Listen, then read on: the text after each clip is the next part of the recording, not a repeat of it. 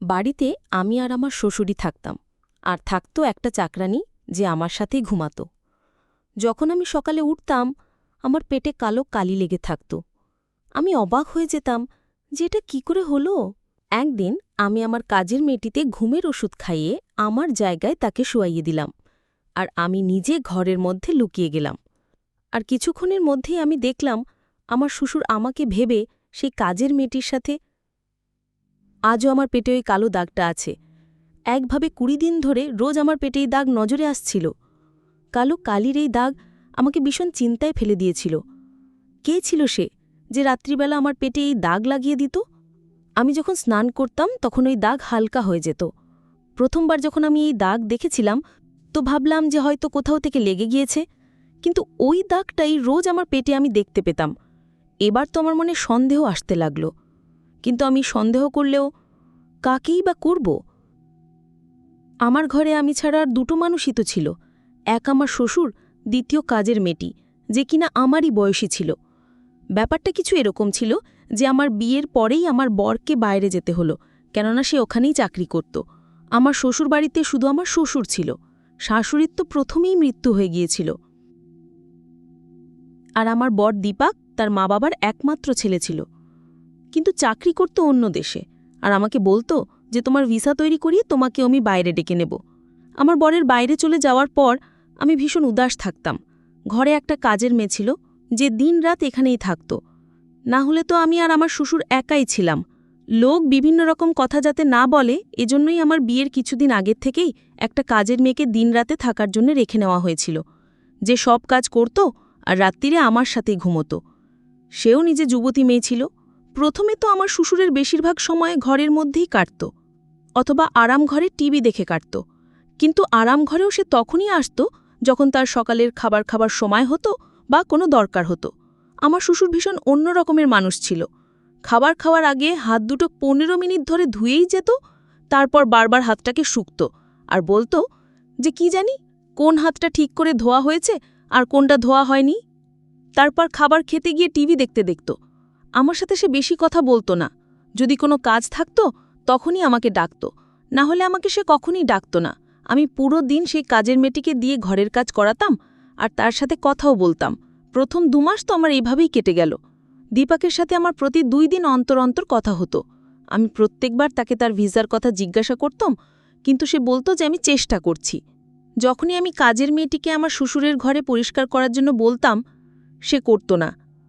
সে বলতো যে দিদি তুমি আমার সাথে চলো, সাহেবকে দেখে আমার খুব ভয় লাগে। বারবার সে আমাকে দিয়ে বিছানার চাদর বদলান, কখনো আবার ঝাড়ু দিতে বলে, বলে যে তুমি ঠিক করে ঘর পরিষ্কার করো না। কাজের মেয়েটির কথায় আমি হাসতে লাগলাম আর বললাম যে এটা তার একটা বাতিক। তখন কাজের মেয়েটি বলতে লাগলো, না না দিদি, আমার তো ওনাকে একটু কামুক বলে মনে হয়, তার নজর খুব একটা ভালো না। তুমি কি জানো, কাল আমাকে সে বলল যে এত গরম আমার ঘরে, আমি স্নান করতে যাচ্ছি, তুমি চাইলে নিজের ওড়না সরিয়ে কাজ করতে পারো। তার এই কথাটা আমার অদ্ভুত লাগলো। তাকে তো আমি এই কথা বলেই এড়িয়ে গেলাম যে তোমাকে মেয়ে ভেবে হয়তো এরকম কথা বলে দিয়েছে। তখন কাজের মেয়েটি বলতে লাগলো, বিভিন্ন বাড়িতে বিভিন্ন রকম লোকেদের সাথে কাজ করেছি, সবার নজর আমরা খুব ভালো করে জানি দিদি। তারপর সে রান্নাঘরে চলে গেল। আমি ওই কথাটা ভুলে গিয়েছিলাম, কিন্তু এবার আমার সাথে খুব অদ্ভুত ঘটনা ঘটতে লাগলো। আসলে সে কে ছিল যে আমার পেটে কালো রঙের এভাবে দাগ লাগিয়ে দিত, আর আমি বুঝতেও পারতাম না। রাতে আমি দেরি পর্যন্ত জেগে থাকতাম। আমার কাজ করার মেয়েটি আমারই ঘরে মেঝেতে বিছানা পেতে ঘুমোতো। রাত ২টো পর্যন্ত আমি জেগে থাকতাম, কিন্তু তারপর আমার ঘুম পেয়ে যেত। পুরো দিন ঘরের কাজে লেগে থেকে আমি পুরো রাত জেগে থাকতে পারতাম না। একবার যখন আমি আমার শ্বশুরের ঘরে তাকে চা দিতে গেলাম তো আমার হুঁশ উড়ে গিয়েছিল। সে কালো রঙের কালি আঙুলে লাগিয়ে পরিষ্কার কাগজে লম্বা চওড়া করে দাগ কাটছিল। তাকে বিকেলে চা দেওয়ার জন্য গিয়েছিলাম, কিন্তু সেখানে আমি যা কিছু দেখলাম আমার তো হুঁশ উড়ে যাওয়ার জন্যই যথেষ্ট ছিল। যখন তার নজর আমার উপর পড়ল তখন প্রথমে তো আমি ঘাবড়ে গেলাম। তারপর আমাকে দেখে রেগে গিয়ে বলল, তুমি না জিজ্ঞেস করে আমার ঘরে কেন চলে আসো? তোমাকে কেউ শেখায়নি যে দরজার বাইরে থেকে অনুমতি নিতে হয় ঘরে ঢোকার জন্যে? প্রথমবার সে এরকম ভাষায় আমার সাথে কথা বলেছিল। আমার গায়ের রং তো পুরো ফ্যাকাশে হয়ে গিয়েছিল। আমি পিছিয়ে এলাম খানিকটা, তারপর সোজা নিজের ঘরে চলে এলাম। আমার হৃদয় তো এত জোরে জোরে স্পন্দিত হচ্ছিল যেন বাইরে বেরিয়ে আসবে। আমার পেটে লাগা কালো দাগ আমার মাথার মধ্যেই ঘুরতে লাগল। তাহলে কি এই দাগটা আমার শ্বশুর? এই চিন্তা আমার মাথায় আসার সাথে সাথে আমি কেঁপে উঠলাম। এটা অদ্ভুত একটা ঘটনা ছিল। আমি ভাবলেই যেন আমার কিরকম একটা অনুভূতি হলো। প্রথমে তো এই কথাটা মেনে নিতে আমার মন বারবার মানা করছিল, কিন্তু একটা না বদলে যাওয়া সত্যি হলো এই যে আমার পেটে এই দাগটা হতেই থাকত, আর আমার শ্বশুরও সেই রঙের কালি সাদা কাগজে নিয়ে আঁকিবুকি কাটত। একবার আমি আমার ঘর থেকে বেরিয়ে রান্নাঘরে গেলাম। তখন আমার শ্বশুর কাজের মেয়েটির একদম পেছনে দাঁড়িয়েছিল। মেয়েটি খুব মন দিয়ে বাসন ধুচ্ছিল, আর শ্বশুর এতটা তার কাছে এসে গিয়েছিল যে হয়তো কয়েক ইঞ্চিরই দূরত্ব ছিল। আমার এই ব্যাপারটা খুব অদ্ভুত লেগেছিল। এর মানে ওই কাজের মেয়েটি কি সেদিন ঠিকই বলছিল যে আমার শ্বশুরের নজর আর তার মানসিকতা ঠিক নয়? আমি রান্নাঘরে চলে গেলাম, আর আমি আমার শ্বশুরকে বললাম যে, বাবা, আপনি এখানে কি করছেন?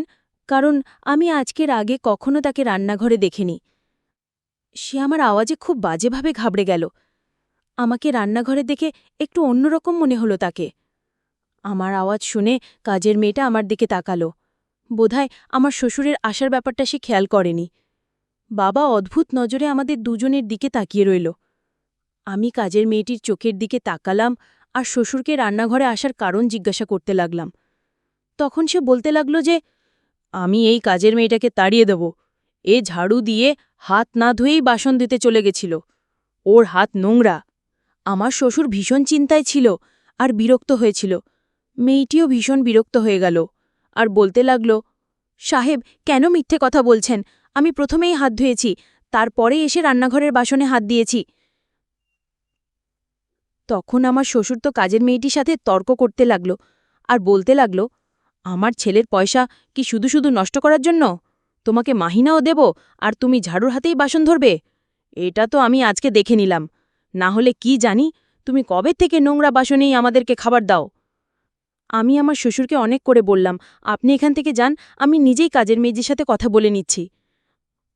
কিন্তু সে আমার উপরেও রেগে গেল আর বলতে লাগল, তুমি নরম বলেই সে এরকম করতে পারে, না হলে আমি এই মেয়েটাকে 2 দিনে সোজা করে দেব। আমার ছেলে বাইরের দেশে গিয়ে না জানি কিভাবে নিজেকে চালিয়ে ঘরে টাকা পাঠায়, আর এই মেয়েটা আমাকে বাজে নোংরা বাসনে খেতে দেয়। আজ থেকে তুমি আমার বাসন ধোবে। আমি এই মেয়েটার হাতে বাসন দেখলে ওকে ঘর থেকে ধাক্কা দিয়ে বের করে দেব। কাজের মেয়েটি কাঁদতে লাগল আর বলতে লাগল, আমি এখানে কাজ করব না। যদি পয়সা নিয়ে থাকি নিজের মেহনতের জন্য নি। আমি নিজের সম্মান বেচে দিইনি যে এই সাহেব আমাকে এত কথা শুনিয়ে দেবে। সেও রাগের মাথায় চাকরি ছেড়ে দেওয়ার জন্য তৈরি হচ্ছিল। আমি তাকে গলা জড়িয়ে ধরে চুপ করালাম। আমি শ্বশুরের সাথে একা থাকতে চাইছিলাম না। আমার মনের এটুকু জোর ছিল যে অন্তত একটা মেয়ে আমার সাথে রয়েছে। এদিকে একটা সমস্যা থেকেই আমি বেরোতে পারছিলাম না, যে আমার পেটে কালো কালির দাগ আসত কোথা থেকে, আর একটা কাজের মেয়ের সাথে থাকার পরেও কি করে আমার শ্বশুর আমার ঘরে আসতে পারত।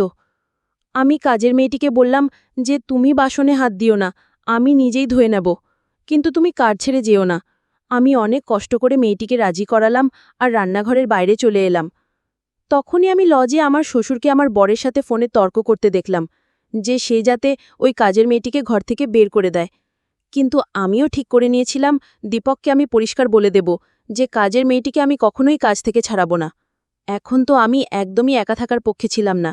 আমি দীপককেও বলে দিলাম যে যদি ঘর থেকে কাজের মেয়েটি যায় তো আমিও বাবার বাড়ি চলে যাব। তোমার বাবার বাসন নিয়ে সমস্যা, সেটা আমি নিজে ধুয়ে দেব। আমার বর নিজের বাবাকে না জানি কি বোঝালো, কেননা এখন সে আর তর্ক করে না। আমি নিজে বাসন ধুতে লাগলাম। আমি শ্বশুরের সামনে খাবার নিজেই রেখে দিতাম। এরপর আমি যখন কিছুক্ষণ আরাম করার জন্য ঘরে যেতে লাগলাম, তখন সে আমাকে বলতে লাগল যে, আজকের পর যেন আমার ঘরে এই কাজের মেয়েটিকে আমি না দেখতে পাই। আজকের পর আমার ঘরের পরিষ্কারের কাজ তুমি নিজেই করবে। এটা শুনে আমি মাথা নাড়িয়ে হ্যাঁ বলে দিলাম। আমি ভাবলাম শ্বশুর এখন রাগ করে আছে, 2-4 দিন কাজ করে দিই, এরপর সবকিছু নিজে নিজেই ঠিক হয়ে যাবে। কিন্তু আমি কি করে বুঝব যে তার নিজের ঘরে আমাকে ডাকার কি কারণ থাকতে পারে? আমি যখন আমার শ্বশুরের ঘরে জিজ্ঞাসা করে ভিতরে গেলাম যাতে তার ঘরের পরিষ্কার পরিচ্ছন্ন করতে পারি, তখন সে আবার কালো কালির মধ্যে আঙুল ডুবিয়েছিল আর আরেকটা সাদা কাগজের ওপর আঁকিবুকি কাটতে লাগল। আমাকে দেখে তাড়াতাড়ি সে সবকিছু দরাজের মধ্যে রেখে দিল আর নিজে সোজা হয়ে বসে পড়ল। আমি বললাম, বাবা, আমি পরিষ্কার করে দিচ্ছি। তখন সে বলতে লাগল, হ্যাঁ, করে দাও। আমি তার বিছানার চাদর বদলে ঘরে ঝাড়ু দিতে লাগলাম, কিন্তু সে বারবার আমার দিকে তাকাচ্ছিল। একবারও সে আমার দিক থেকে নজর সরায়নি। আর যদি সে আমার দিকে এভাবেই দেখতে থাকে, তাহলে আমি কখনোই ভালোভাবে আরাম করে কাজ করতে পারবো না। ঘাবড়ে গিয়ে আমার হাত কাঁপতে লাগলো। আমি বারবার আমার ওড়না দিয়ে মুখের ঘাম মুছতে লাগলাম, আর তার সাথে সাথে মেঝেতে ঝাড়ু দিতে লাগলাম। আমার শ্বশুর চেয়ার নিয়ে আমার পাশে চলে আসলো। সে আমার সামনে দাঁড়িয়ে পড়ল, আর তার জন্য আমাকেও দাঁড়িয়ে পড়তে হলো।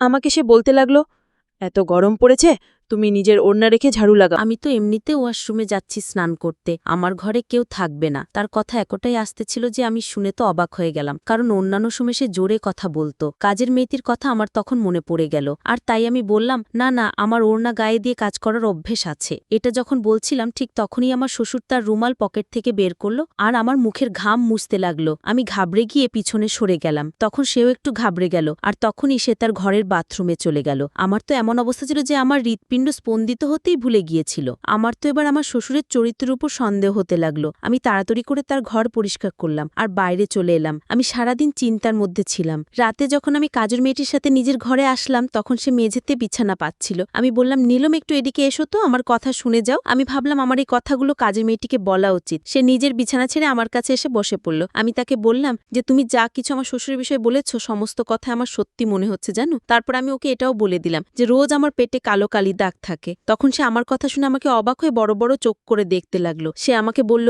দিদি, আমার তো প্রথমেই তোমার শ্বশুরের উপর সন্দেহ ছিল। আমার তো মনে হয় যে সে তোমার সাথেও ভুল কিছু করতে পারে। আমাদের গ্রামেও একটা শ্বশুর এরকম বাজে কিছু করে তার বৌমাকে বিয়ে করে নেয়। তার বর বাইরে থাকতো। কাজী মেয়েটি বলল, প্রথমে তো সাহেব শুধু আমাকেই দেখতো, এখন তো যখনই আমার নজর তার দিকে পড়ে তখন আমি দেখি যে সে তোমাকেই দেখতে থাকে। আমাকেও বের করে দেওয়ার জন্য সে চিন্তা করছে। এজন্যই তো বিনা কারণে আমার কাজে সে ভুল বের করতে থাকে। আমি তো ভয়তে এসব কথা শুনে কাঁদতে লাগলাম। এবার থেকে আমি নিজের ঘর ভেতর বন্ধ করে ঘুমাতে লাগলাম। এবার আমার পেটে আর কোনো দাগও থাকতো না। এবার আমার বিশ্বাস হয়ে গিয়েছিল রাতে নিশ্চয়ই সবসময় আমার ঘরে সে আসতো। মনে হয় কোনো বাজে কিছু করতে চাইতো, বা মনে হয় বাজে কিছু সে করেছে। কিন্তু এটা কি করে সম্ভব? যবে থেকে আমি ঘরের দরজা ভেতর থেকে বন্ধ করা শুরু করি, আমার শ্বশুর আমাকে ঘুরে ঘুরে দেখতে থাকে, কিন্তু আমি পরোয়া করি না। কিছুদিন পর আমার শ্বশুর আমার উপর চেঁচাতে লাগলো। সে বলতে লাগলো যে, তুমি তোমার ঘরের দরজা কেন বন্ধ করো? আমার ছেলে তোমাকে আমার দায়িত্ব ছেড়ে দিয়ে গেছে।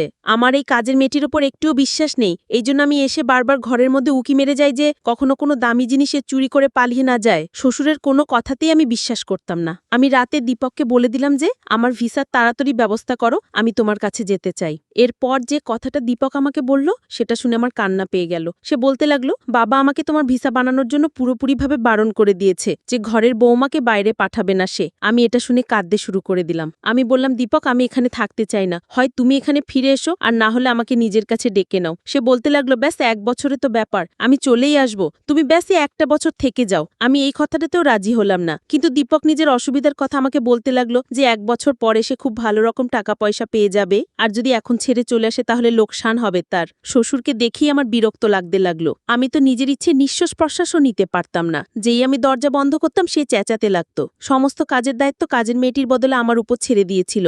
যে অসুবিধার মধ্যে দিয়ে আমি যাচ্ছিলাম সেটা একমাত্র আমিই জানতাম। এবার তো সে প্রত্যেকটা কথাতেই আমাকে টুকতে লাগলো। আমি যদি নিজের ঘরে দুপুরবেলা আরাম করতে যেতাম, তখন সে হাঙ্গামা শুরু করে দিত। তোমার আমার প্রতি তো কোনো দায়িত্বই নেই, তুমি তো আমার চিন্তাই করো না। আমাকে খাবার দিয়ে বোঝাও যে তুমি আমার দায়িত্ব পালন করছো। আমি দীপককে বলবো, তোমার বিরুদ্ধে অভিযোগ করব। আমি তার রোজ রোজ এরকম ব্যবহারে বিরক্ত হয়ে গিয়েছিলাম। আমি তাকে বললাম যে, আপনি বলুন, আমার থেকে আপনি কি কাজ চাইছেন, কি কাজ করতে হবে? আমি আপনার ঘর নিজেই তো পরিষ্কার করে দিই, আপনার সমস্ত কাজ করে দিই, খাবার, চা সবকিছু সময়ের মধ্যে দিয়ে দিই। এছাড়া আমার কি দায়িত্ব আছে? তখন সে বলতে লাগলো যে, তুমি আমার কাছে বসে আমার সাথে কথা বলো না, আমাকে সময় দাও না। এটা আমার পক্ষে কঠিন ছিল। আমি তার সাথে বসে কি কথা বলবো? তার তো এটা নিজেরই ভাবা উচিত ছিল। না তার কোনো বন্ধু ছিল, আর না সে ঘরের বাইরে যেত, বা তার কোনো বন্ধু ঘরে আসতো। গ্রামেও তার কঠিন কথাবার্তার আচরণের চর্চা ছিল। লোক তার সাথে কথা বলতেও ভয় পেত। এইবার আমি কি করলাম, তার কথাতে পুরোপুরি বারণ করে দিলাম। আমি বললাম যে, তোমার যদি আমার বিরুদ্ধে অভিযোগ করার থাকে শখ করে নেন, কিন্তু আমি আপনার সাথে বসে কথা বলতে পারবো না। একটা বউ হওয়ার কারণে আমার যা যা করার আমি সেই সমস্ত কর্তব্যই করি।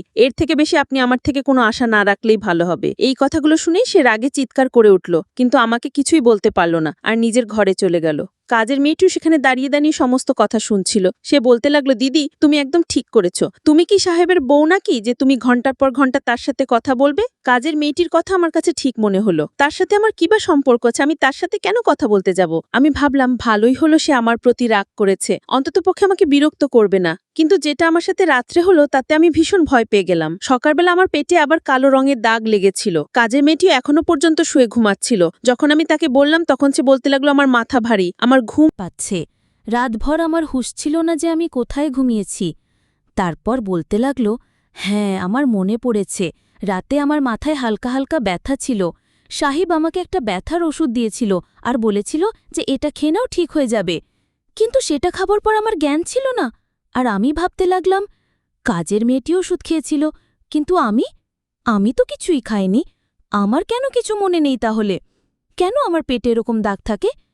এবার আমি ঠিক করেছিলাম যে আর আমি চুপ করে থাকব না।